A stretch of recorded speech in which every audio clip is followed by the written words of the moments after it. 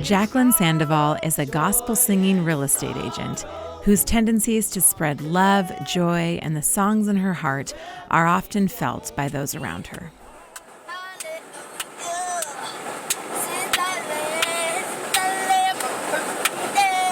This is her son, too adorable not to include, singing loud and proud 10 years ago on a road trip with his mom about laying your burdens down. Ironically, it was around this same time Jackie had decided to do just that, and up until now, she's kept that burden a secret.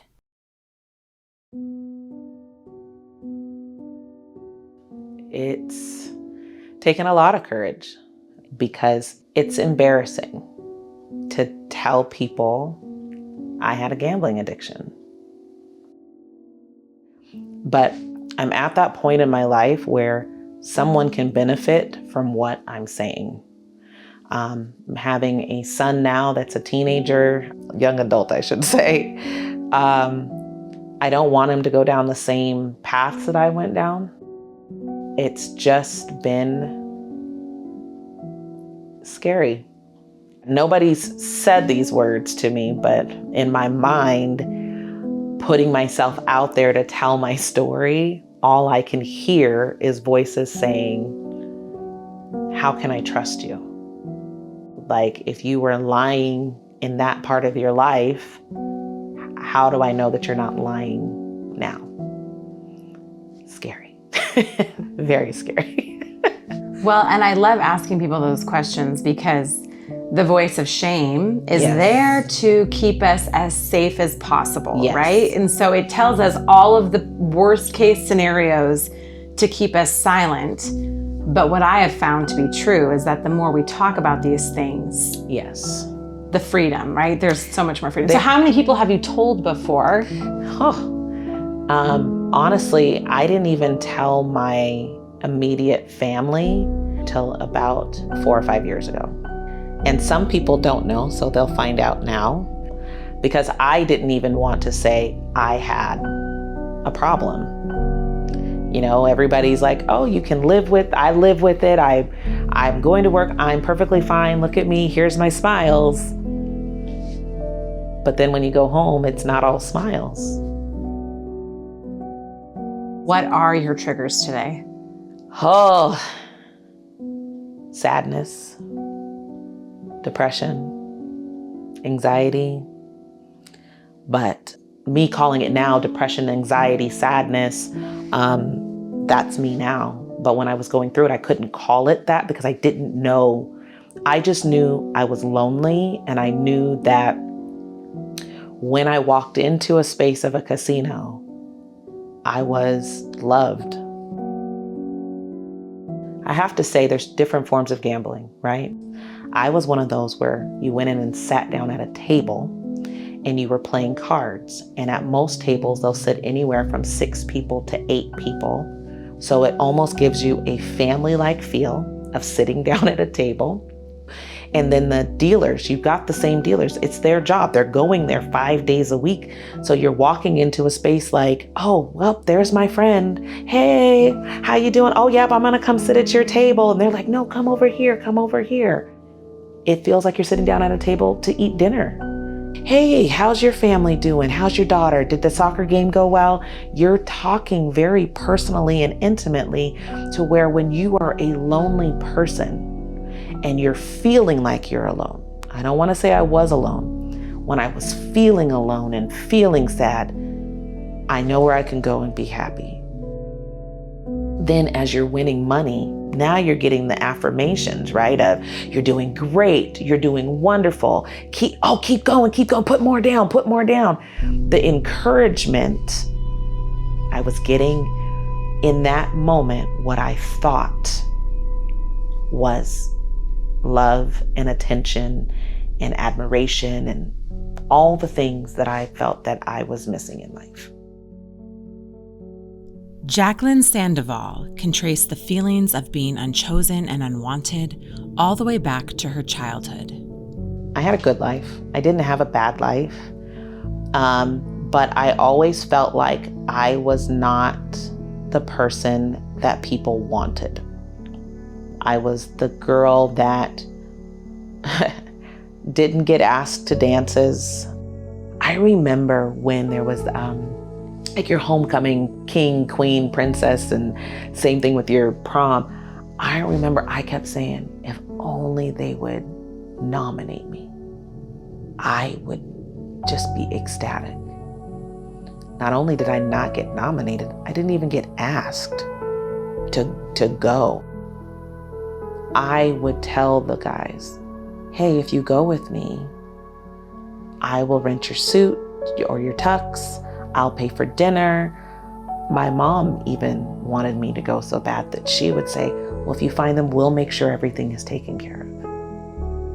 I remember one time one of the girls that was on the cheerleading team was like, are you coming to the dance? And I was like, no, I don't have a date. She went home, asked her older brother, and he took me out of pity. So I've always had those phases where I didn't feel like I was wanted. I didn't feel like people wanted me around. But at the same time, there was always people around. I just never felt like I stood out. I never felt like people understood me, people got me.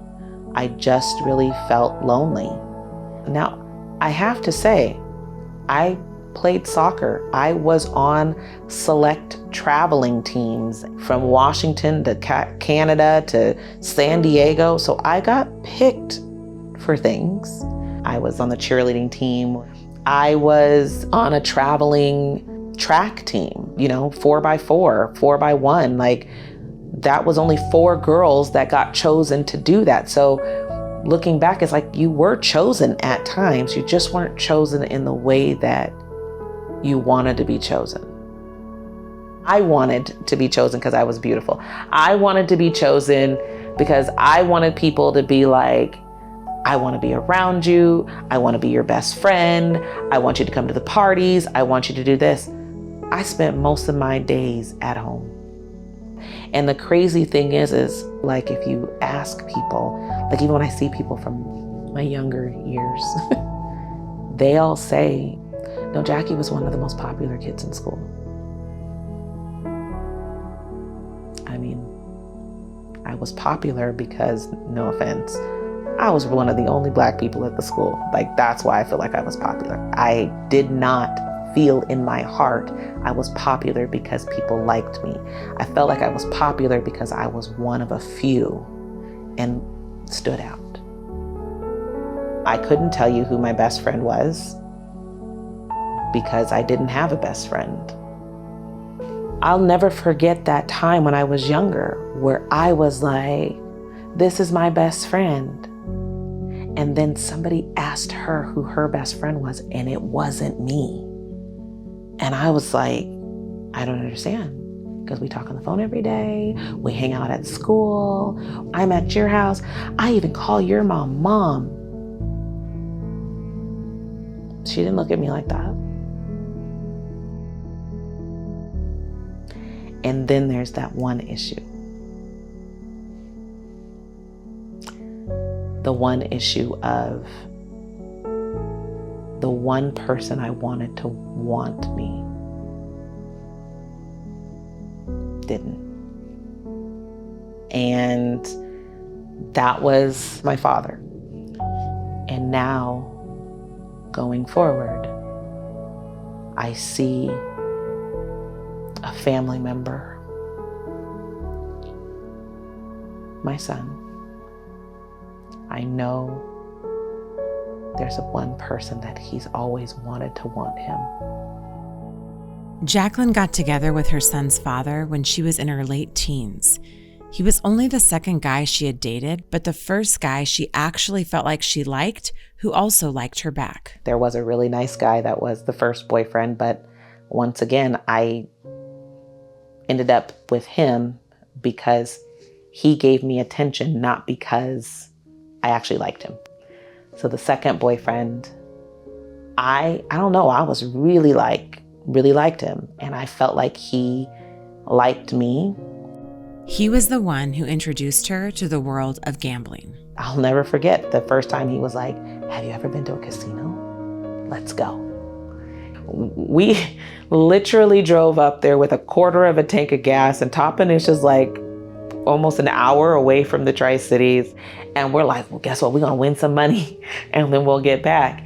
And the first few times we did, but I was with somebody that I liked. And so that's what made it so exciting. As, got out of high school, I moved out of my mom's house. Then those trips turned into, crap, we've got rent.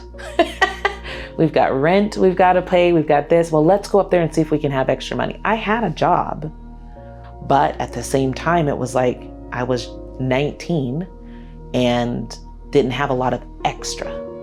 So that's what it was. And that person that I really thought that I loved and cared for, that was part of what we were.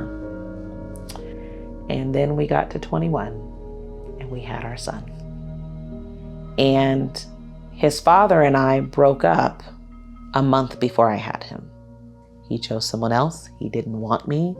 So my son has primarily known me to be the single mother.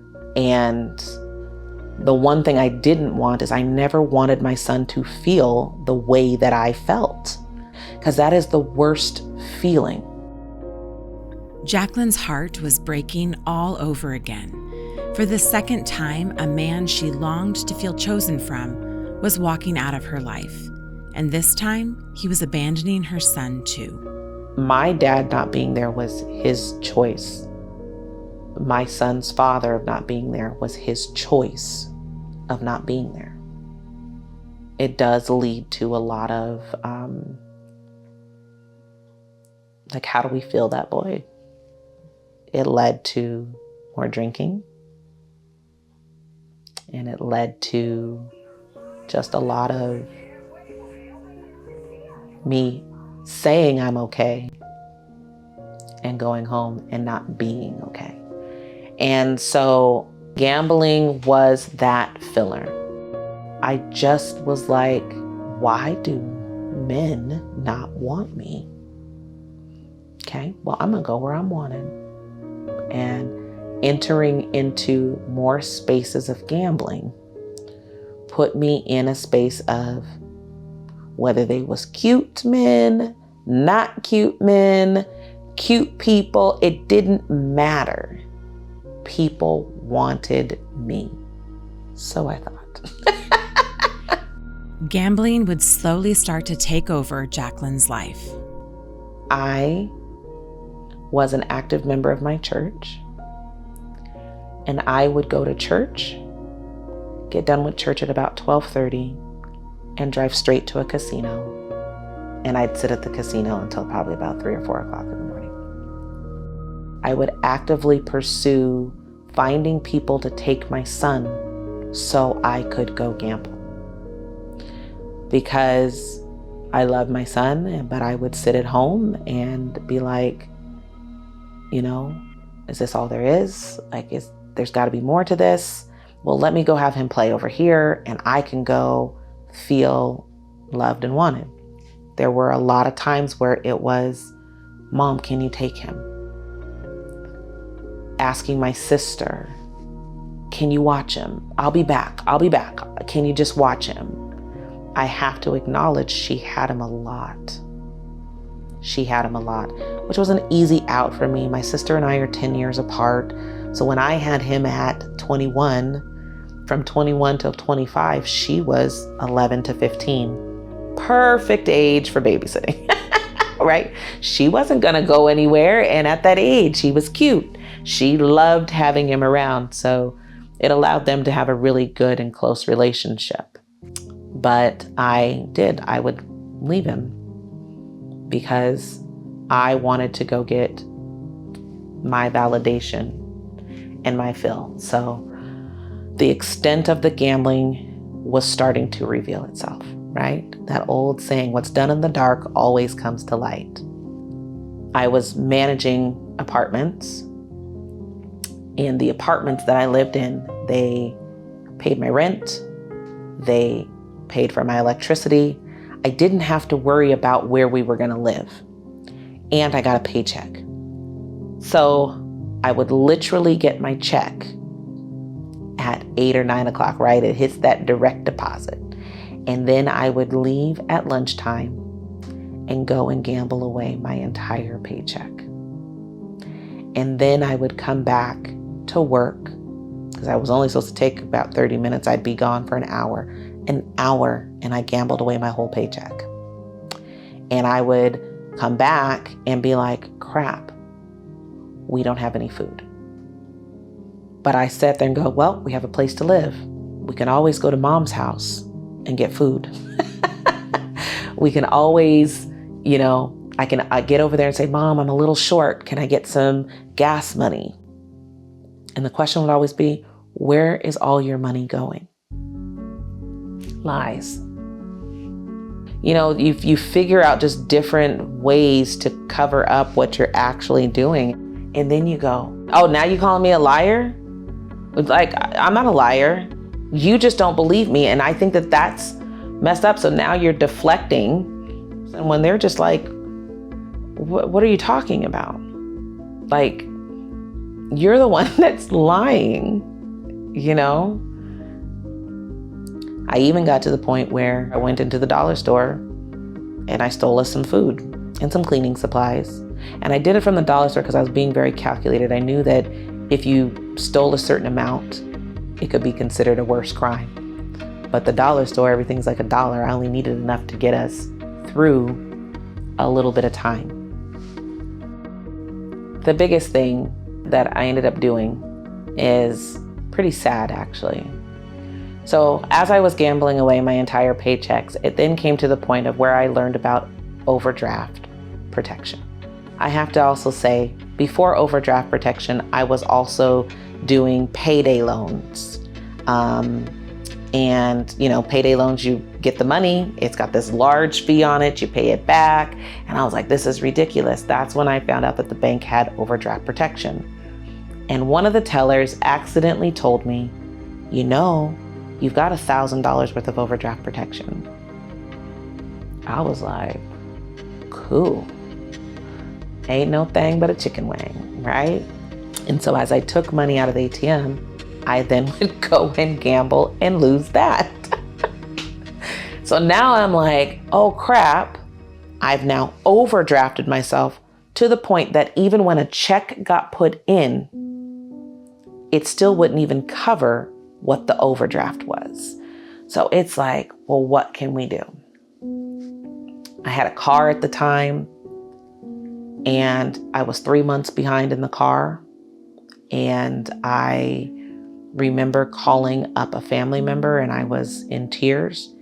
And that family member didn't want me to lose the car. So she made the payment to catch me completely up. But I had told her I wasn't getting enough hours. I just wasn't getting enough money. I couldn't tell her I was gambling, because then she wouldn't have paid it and I would have lost my car.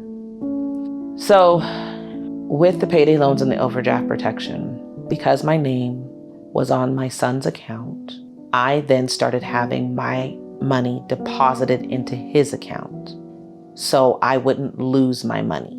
Then it overdrafted his accounts. And then what I did, you know how you could deposit money through an ATM machine? I would put my card in.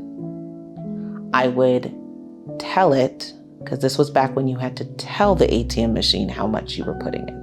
I don't know if anybody remembers this. You put it in the envelope and you put that into the ATM machine. I would say I was depositing $800, let's say. And I knew my bank would immediately let me take out $250.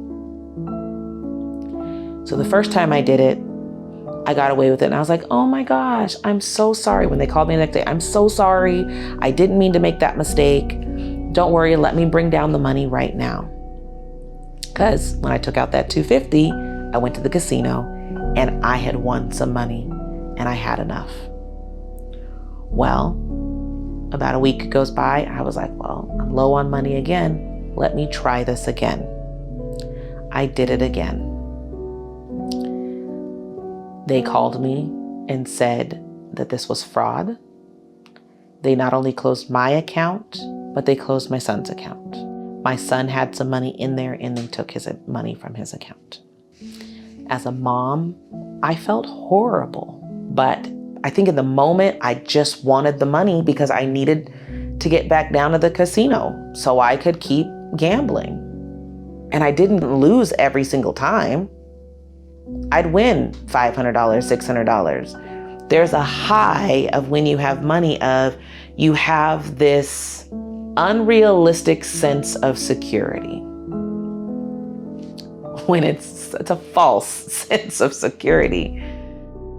During this time, she started to date a man who would eventually become her husband. But the first few years of their relationship were pretty rocky. He knew she was gambling, but he didn't want to confront her about it. He's a non-confrontational person. He's a non-confrontational person. And so I remember telling him, it's 5 o'clock and I'm like, hey, I got to run to Walmart and I got to go get some stuff. I'll be back. Can you watch my son? Yep. And I would leave at 5 o'clock and not come home till 3 o'clock in the morning. Never got a phone call, never got anything. But that whole time, I'm on every emotional high of, oh, I've got some money. Yep, I'm doing good. Got all these stacks. I got red chips, green chips, black chips. If you don't know what those are, sorry. Got all these chips in front of me. And then literally within 30 minutes, I'm down to white chips. So now emotionally, now I'm back to being mad, sad, depressed. Oh my gosh, I don't have any money. And I've been here since 5 o'clock. It's 2:30 in the morning. I gotta see what else I can get back because now I gotta go back home where the boyfriend is at and deal with the emotional part of, is he gonna ask me where I've been? Lies. There was just all these lies that were happening, which strained our relationship even more. Their relationship was on again, off again. Jacquelynne was unable to be honest about her addiction, and she also didn't know how to share that she felt lonely. And her boyfriend was unable to communicate his growing frustration, so to him, it just looked like she was constantly leaving and lying to him. One of the many nights that I was sitting there, this wonderful girl, her name is Sipe, she said, why do you come in here every night? And she's a dealer and she's dealing cards. And I was like, oh, because I like coming here and seeing my friends and everything like that. And I was the only one at the table and she was there and she looked me in my face and she goes, you know, you don't have to pay us to be your friend. I was like, dang. I was like, really? And I literally just started to cry. We proceeded to have a conversation that night where she said, I can tell you come in here and you're just sad. You're not coming in here for fun. I was like, whoa. So after that, I stopped coming in, but then I missed the people. So I got back onto my little habit of going in. I got home one night at 3 o'clock and I will never forget, my boyfriend was mad. He was yelling like, where did you go? And I was like, but babe, I won $2,500. He's like, I don't care. I know that he's angry and I know that he's mad, but I'm mad too. I'm mad because really, you're sitting up here being mad at me, but you didn't even call me one time while I leave you at 5 and 6 o'clock and not come home to 3 o'clock in the morning. It's because you don't care. You don't want me. You could care less if I was there. My son is safe. I know he's okay. You could care less if I was there. Nobody cared. Nobody cared. That's just how I felt. Not long after that, the manager of the card room approached Jacquelynne. He had seen her come in often and wanted to know if she'd be interested in a job as a dealer. I was mostly excited because I could make some money and I don't have to lie about going to the casino because I'm gonna go to work. So what ended up happening is I learned how to deal in those card rooms. You get done with your shift, you take your box over. They're like, wow, Jackie, great night. You made 400 and whatever dollars. They hand me the cash. I then would turn around and go sit down at a table and gamble away the money I literally just made that night.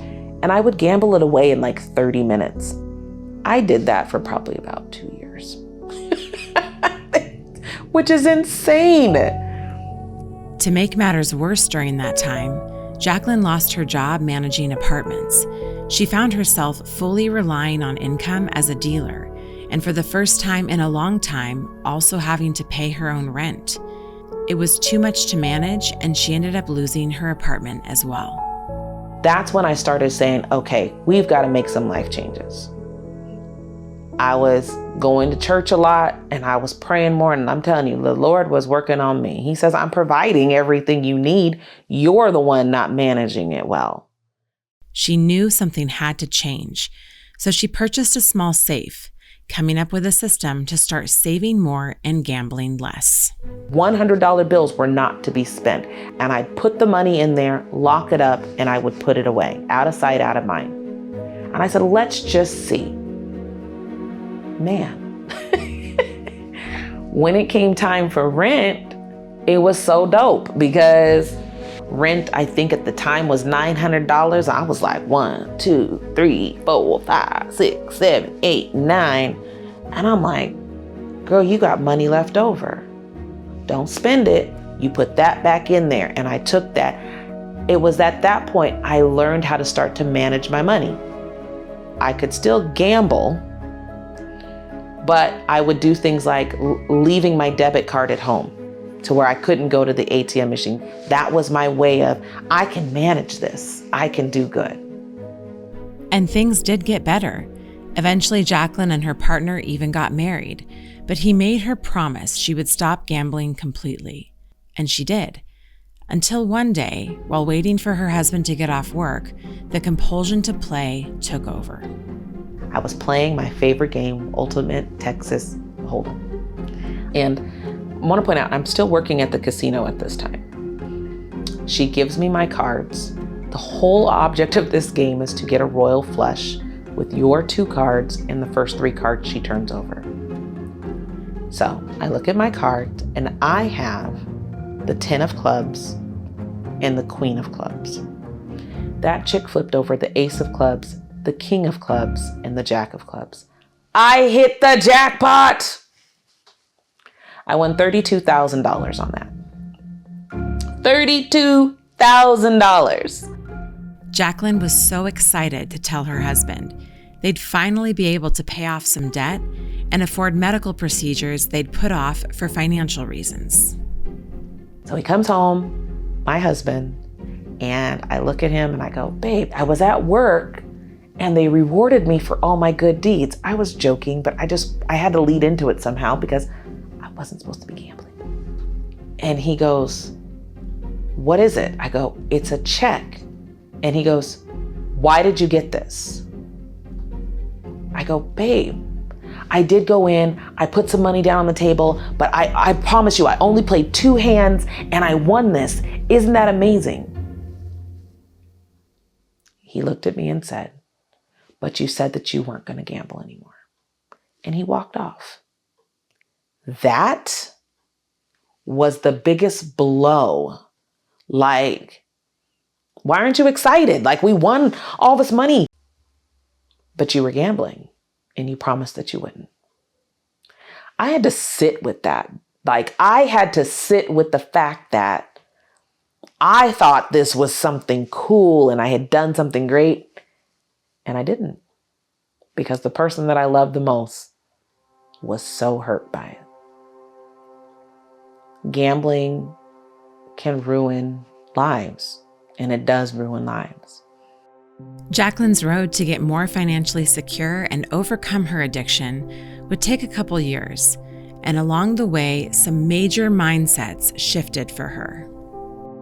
As I started recalculating how much money I made and stuff like that, I was like, I make enough money. I'm just not doing my money right. It led me to the whole thing of broke is a mindset. Your systems are broken of how you're doing your money, but you're really not broke. Broke is a mindset. So I had to get rid of that whole notion that I was broke. I'm not broke. And that's when we started budgeting. And man, oh man, we budgeted like no tomorrow. Sticking to a monthly budget was a huge step, but there was something else Jacquelynne realized she needed healing for as she sat in church one day, and that was her heart that had first been broken all those years ago as a little girl who so badly just wanted her dad. I've always been a church girl, always. Most people don't know me to not be in church, but I started actually paying attention. One of the biggest things was there was a sermon that Bishop T.D. Jakes said, and he said the scripture that the biggest command is for us to love the Lord our God with all our heart, our mind, and our soul, and to love thy neighbor as thyself. And he looked in the camera and said, he gave you permission to love yourself. What? So life-changing. I had permission to love myself. So he says, yes, you have permission to love yourself, because once you love yourself, you can love others. You can love me. You can live a fuller life. There's so much that you have to take out of that scripture. I can love myself. And he said, and it's okay. Yeah, you may have funny ears. That's okay. Yeah, you may be a little bit chunky. That's okay. You might be addicted to something, but he wants you to know to love yourself. Now, that does not mean to stay in your addiction. What that means is love yourself enough to come out of that addiction. Jacquelynne has one more song to share. It's the song that helped her love herself, even with her imperfections. I am who I am today because God used my mistakes. He's working for my good like no one else ever could. I am who I am today because it was necessary.